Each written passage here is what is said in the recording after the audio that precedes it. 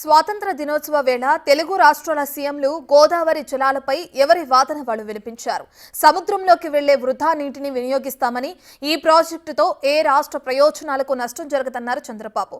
వరదలొచ్చినప్పుడు ఆ నష్టాలు భరిస్తున్నామని, అవే వరద జలాల్ని వాడుకుంటే అభ్యంతరమేంటని ప్రశ్నించారు. అటు గోదావరి ప్రాజెక్టులపై పూర్తి అవగాహన ఉందని, అన్ని కుట్రల్ని ఛేదించి తెలంగాణ ప్రయోజనాల్ని కాపాడతామన్నారు సీఎం రేవంత్ రెడ్డి. సస్యశ్యామలం చేసేందుకు గోదావరి వృధా జలాల్ని పోలవరం నుంచి బనకచెర్లకు మళ్లించాలని నిర్ణయించాం. సముద్రంలోకి పోయే వృధా నీటిని వినియోగిస్తాం. ఈ ప్రాజెక్టుతో ఏ రాష్ట్ర నీటి ప్రయోజనాలకు నష్టం వాటిల్లదు. ఎవరూ అభ్యంతరం చెప్పవలసిన అవసరం లేదు. వరదలు వచ్చినప్పుడు ఎగువ రాష్ట్రాలు నీటిని విడుదల చేస్తే దిగువ రాష్ట్రంగా ఆ నష్టాలను కష్టాలను భరిస్తున్నాం. దిగువ రాష్ట్రంగా అదే వరద నీటిని వాడుకుంటామంటే అభ్యంతరాలు ఎందుకని అడుగుతున్నా.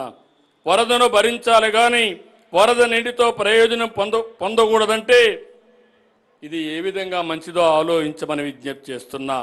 1,00,000 కోట్ల రూపాయలు ఖర్చు పెట్టిన ప్రాజెక్టు కట్టడం కూలడం 1,00,000 కోట్ల రూపాయలు గోదావరిలో కలవడం మన కళ్ళ ముందే జరిగిపోయింది.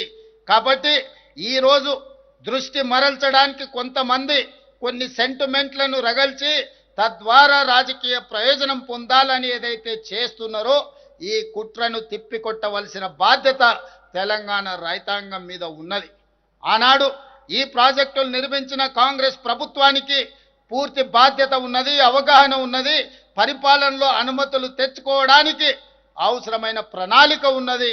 ఈ ప్రణాళికలను అన్నిటిని కూడా అమలు చేసే చిత్తశుద్ధి ధైర్యము ఈ ప్రభుత్వానికి ఉన్నదని నేను తెలియజేయడానికి సంతోషిస్తున్నాను.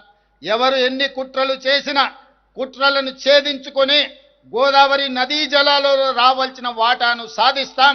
కృష్ణా నదీ జలాలలో పూర్తి చేయవలసిన ఎస్ఎల్బిసి, పాలమూరు, రంగారెడ్డి ఎత్తిపోతల పథకం లాంటి డిండి లాంటి పథకాలను పూర్తి చేసి దేశానికే ఆదర్శంగా నిలబడే విధంగా తెలంగాణ రాష్ట్రంలో పరిపాలనను అందించి ఈ దేశానికే తెలంగాణ ఒక రోల్ మోడల్గా ఈ దేశంలో నెంబర్ 1 రాష్ట్రంగా తెలంగాణ రాష్ట్రాన్ని తీర్చిదిద్దే బాధ్యత ప్రజా ప్రభుత్వం తీసుకుంటుందని మీ అందరికీ తెలియజేస్తున్నాను మిత్రులారా.